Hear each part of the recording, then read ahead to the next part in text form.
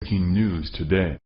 Please subscribe and then check notification box to get all breaking news alerts.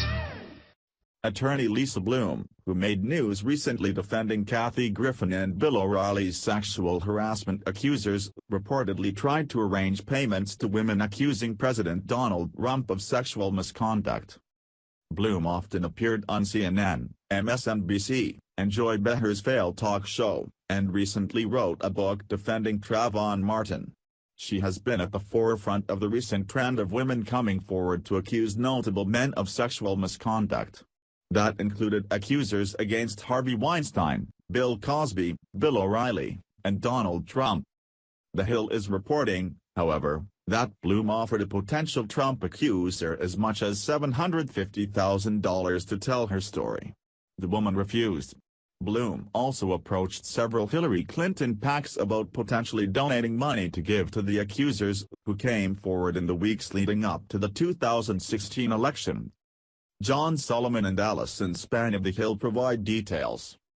California lawyer Lisa Bloom's efforts included offering to sell alleged victims' stories to TV outlets in return for a commission for herself, arranging a donor to pay off one Trump accuser's mortgage and attempting to secure a six-figure payment for another woman who ultimately declined to come forward after being offered as much as $750,000, the clients told The Hill.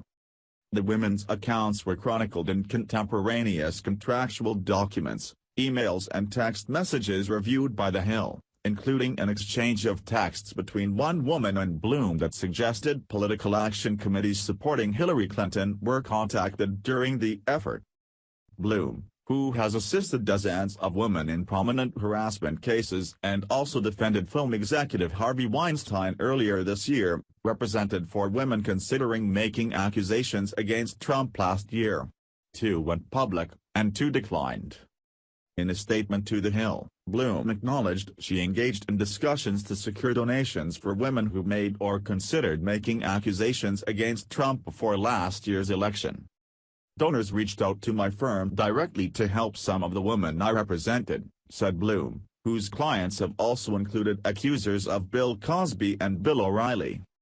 Bloom said her goal in securing money was not to pressure the women to come forward, but rather to help them relocate or arrange security if they felt unsafe during the waning days of a vitriolic election. She declined to identify any of the donors. And while she noted she represented sexual harassment victims for free or at reduced rates, she also acknowledged the standard part of her contracts required women to pay her commissions as high as 33% if she sold their stories to media outlets. Our standard pro bono agreement for legal services provides that if a media entity offers to compensate a client for sharing his or her story, we receive a percentage of those fees. This rarely happens. But, on occasion, a case generates media interest and sometimes, not always, a client may receive an appearance fee, she said. Bloom told The Hill she had no contact with Clinton or her campaign, but declined to address any contacts with super PACs that supported the Democratic presidential nominee. Josh Schwerin, the communications director for Priorities USA Action, the largest pro-Clinton super PAC, told The Hill that the group had no relationship with Bloom and had no discussions with her about supporting Trump accusers. One Bloom client who received financial help from Bloom is New York City makeup artist Jill Hurth.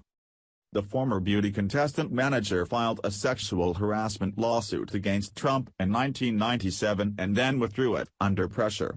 The news media had discovered the litigation during the election, and Hart's name became public in the summer of 2016. She asked Bloom to represent her in the fall after hearing Trump describe her allegations against him as false, and became a vocal critic of Trump. I consider myself lucky to have had Lisa Bloom by my side after my old lawsuit resurfaced. She advised me with great competence and compassion, Hurth told The Hill. Post your thoughts on the revelation about Lisa Bloom in the comments section below. In addition, share this on social media.